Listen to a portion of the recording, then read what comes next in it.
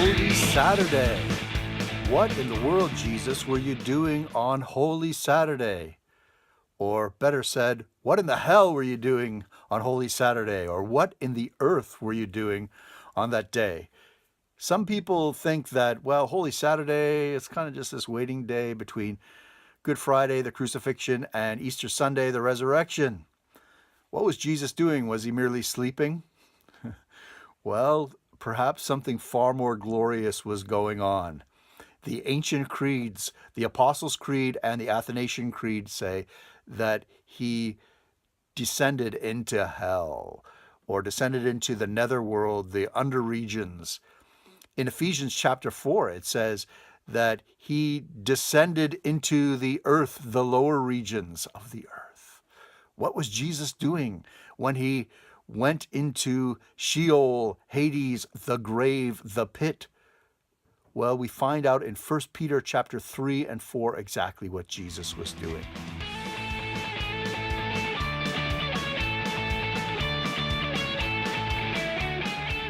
In 1 Peter chapter 4, it says that the gospel was preached even to the dead. Why did he preach it?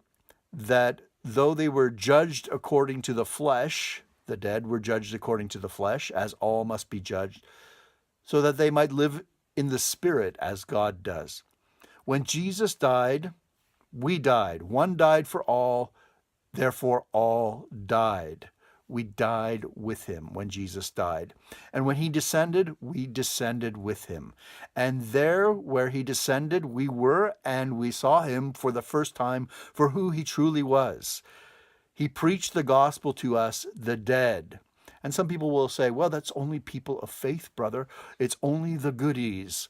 Well, in 1 Peter chapter 3, we find out it is far from just the goodies.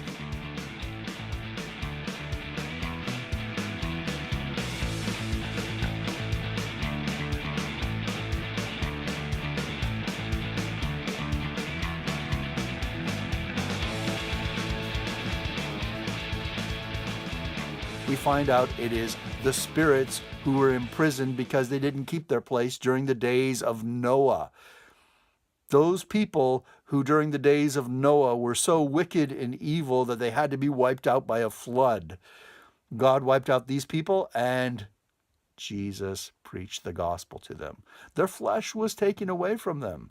That's why they died, that they might be judged in the flesh, their flesh might be taken away, and they might be given life in the Spirit, that they might hear the gospel for the first time and go, whoa, this is good. Wow, Jesus, this is what you've done. You've forgiven me. I was so wicked. They see themselves for who they were and see themselves now for who I am because I'm here in you, Jesus. Yes, Jesus preached the gospel to the floodies, the wicked ones.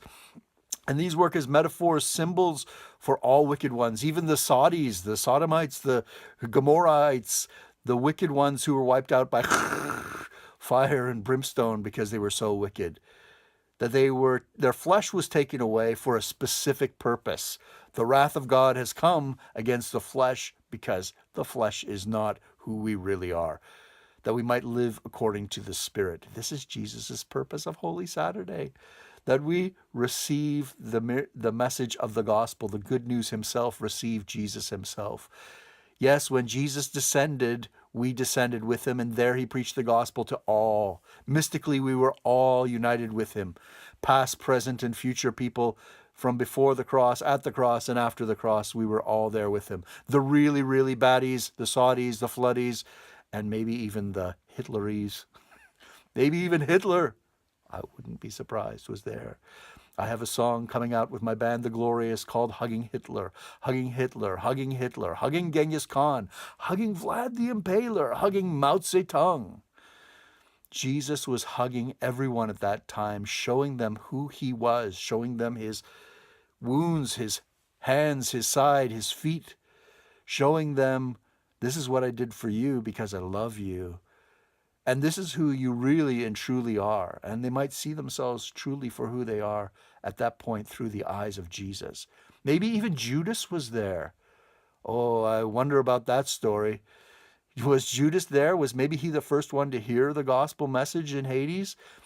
Jesus says to Judas, Judas, do you love me? Judas goes, no, Lord, you know I betrayed you. Judas, do you love me? But Lord, I saw you. Judas, do you love me? Yes, yes, Lord, I love you. What Jesus says to Peter some days later, maybe Jesus said to Judas first. Perhaps this gospel is far more glorious than we have even considered and fathomed in our wildest imaginations. Maybe Jesus was preaching the gospel to you and your enemies there at that same place and showing us the reconciliation of all people in himself on Holy Saturday. Yes, brothers and sisters, you are holy on this Sabbath day. He has made you holy and righteous as he and his Father are righteous.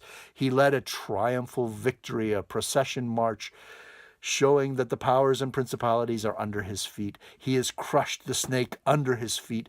That proto-evangelion in Genesis that was prophesying that he would crush the snake under his feet because the snake had pierced his foot. Jesus has won. He has beaten the powers and principalities. He's defeated them all.